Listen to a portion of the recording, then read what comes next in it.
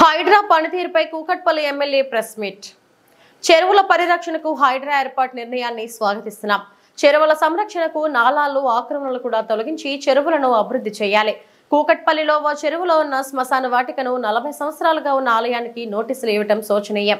చెరువులు ఆక్రమణలు తెలియక అన్ని అనుమతులున్నాయని ఇళ్లను కొనుగోలు చేసిన వారికి ప్రభుత్వం ఏ పరిష్కారం చూపిస్తుంది? కూకట్పల్లి మైసమ్మ చెరువులో ఉన్న రాజీవ్ గాంధీ నగర్ లో పట్టాలు కాంగ్రెస్ ప్రభుత్వం మంజూరు చేసింది.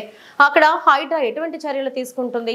చెరువుల ఆక్రమణలు తెలియక కొనుగోలు చేసిన పేద మధ్యతరగతి వారికి ప్రభుత్వం ఏ విధంగా న్యాయం చేస్తారు? చెరువుల పరిరక్షణకు ఓ నోడల్ ఆఫీసర్ స్థానిక ప్రజాప్రతినిధులతో కలిసి కమిటీలు ఏర్పాటు చేసి తదుపరి చర్యలు తీసుకోవాలని సూచించిన ఎమ్మెల్యే. కొనుక్కుంటారు, మరి మీరు వచ్చేసి అది చెర్లా ఉందని చెప్పి ఇమీడియట్గా డిమాలిషన్ చేశారు.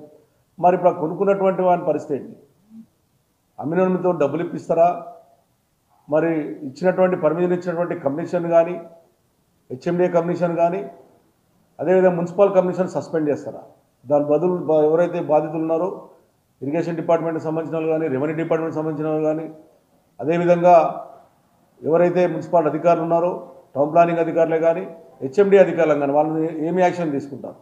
అంటే మీరు ఇచ్చినటువంటి పర్మిషన్ చూస్తే ఈరోజు కొంతమంది నిరుపేదలు కొనుక్కున్నారు, కొంతమంది సాఫ్ట్వేర్ ఉద్యోగులు కొనుక్కున్నారు, కొంతమంది బిజినెస్లు కొనుక్కున్నారు, కొంతమంది ఏదైనా షాప్ పెట్టుకుని కొనుక్కున్నారు. వాళ్ళ పరిస్థితి ఏంటనేటువంటిది కూడా వాళ్ళకి క్లారిటీ ఇవ్వాలి. వాళ్ళకి ఏ రకంగా రికవరీ చేసి వాళ్ళకి ఇస్తారు? వాళ్ళు లేకపోతే వాళ్ళు నష్టపోవాలన్నా మీరు నిజంగా మీరు అక్కడ ఉన్నటువంటిది చూడకుండా కొన్నారనడానికి కారణం ఏంటంటే మీరు ఇచ్చినటువంటి పర్మిషనే ఈ రోజున వాళ్ళు లోన్ తీసుకోవడం కానీ వాళ్ళకి వచ్చేటువంటి ఆలోచన ఉంటుంది. ఇప్పటికే కొన్ని బిల్డింగ్లలో లోన్ తీసేసుకొని వాళ్ళ నెలలు కూడా వాళ్ళ పేమెంట్ కట్టే అవకాశాలు ఉన్నాయి. కాబట్టి వాళ్ళ పరిస్థితి ఏంటి అది కూడా ఒకసారి ఆలోచన చేయండి. ఎందుకంటే ఒక మంచి స్టెప్ వేసేటప్పుడు కొన్ని కష్టాలు వస్తాయి. ఆ కష్టాలను మనం బాగా చెప్పుకోవాలంటే ఒక్కొక్క చెరువు ఒక్కొక్క కాన్షియస్లో ఉన్న చెరువుల మీద ఒక విశ్లేషణ, ఒక ఆఫీసర్ని, ఒక నోడల్ ఆఫీసర్ని అపాయింట్ చేసి ఒక కాన్షియస్కి ఉన్నటువంటి మనకున్న 24-30 కాన్షియస్ ఉన్నాయి. ఆ 24-30 కాన్షియస్లలో ఒక నోడల్ ఆఫీస్ని వేసి ప్రత్యేకంగా చెరువుల మీదనే దాన్ని ఏం చేస్తే బాగుంటుందని పెట్టి ఇది ఒక హైదరాబాద్ ఎమ్మెల్యేలను కూడా, హైదరాబాద్కు సంబంధించిన ఎంపీలను కానీ, హైదరాబాద్ ప్రజాప్రతినిధులను కూడా ఒక మీటింగ్ ఏర్పాటు చేసి ఈ రకంగా చేయబోతున్నామని చెప్తే ఇది బాగుంటుంది. ఎందుకంటే హైదరాబాద్ ప్రజలలో భయబాంధవులు కొంతమంది భయపడతా ఉన్నారు. కాబట్టి దీన్ని పూర్తిగా తొలగించాలి. కొంతమంది హర్షిస్తారు, కొంతమంది బాధపడతారు. నష్టపోయినాడు బాధపడతాడు, నష్టపోయినాడు హర్షిస్తారు. నిజంగా ఇది ఒక మంచి కార్యక్రమమే. నా ఉద్దేశంలో హైదరాబాద్ నగరంలో ఉన్నటువంటి ఈ రోజున గుర్రం డెక్క విపరీతం పెరిగి హైదరాబాద్ నగరంలో దోమలు విపరీతమైనటువంటి దోమ వస్తూ ఉంది. ఆ గుర్రం డెక్క ఎందుకు వస్తుందంటే ఆ చెర్లలో పోయి డ్రైనేజ్ కలవడం వల్ల గుర్రం డెక్క ఏర్పడుతూ ఉంది. ఆ గుర్రం డెక్క పోవాలంటే మన డ్రైనేజ్ వ్యవస్థను చెర్ల కలవకుండా చేసేటువంటి కార్యక్రమం కూడా ఒకటి చేయవలసిన అవసరం ఉంది. ఎప్పుడైతే గుర్రం డెక్కని గిట్ట మనం దాన్ని చేయగలిగినట్టుంటే బ్రహ్మాండం చేయొచ్చు. మా కేటీ రామారావు గారు ఉన్నప్పుడు ఉన్నటువంటి చెర్లన్నిటికీ ఎస్టీపీలు పెట్టడం కార్యక్రమం చేసాం. ఇప్పటికే మా కుక్కట్పల్లి కాన్షియస్లో ఎస్టీపీలు కనీసం ఒక 10 చెర్లు 9 చెర్లకు ఎస్టీపీలు కంప్లీట్ అయినాయి. ఇంకొక 10% ఉన్నాయి.